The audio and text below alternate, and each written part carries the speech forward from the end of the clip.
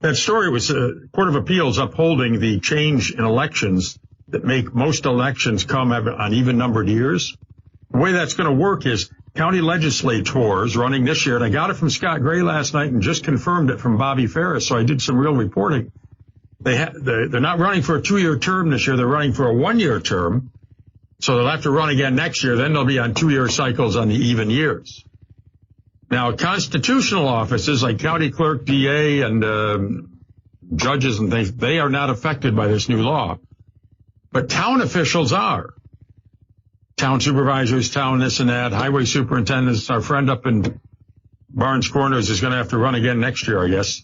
And but for some reason, villages are not. And I don't think the city of Watertown is affected by this because it's governed by its own statute in Albany called the City of Watertown Nonpartisan Vote Act. I know it's a flawed bill.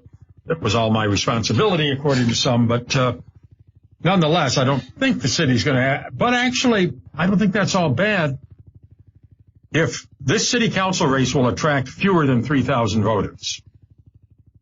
If it had been held last November, over 7,000 people would have voted because it was a presidential year. And if it were held next year, probably 5,500 would vote because it's a gubernatorial year.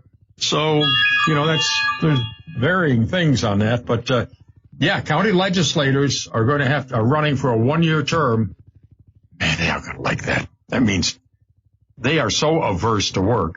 They don't want to have to run again next year, even though they don't ever get opposed. And the party does their petitions for them. They don't want to have to do it again. That's a lot of work. They put up 3 or 4 signs on the street they live on, and that's about it. But, yeah, they're going to have to run again next year. Mm-hmm. Okay, there's a scoop.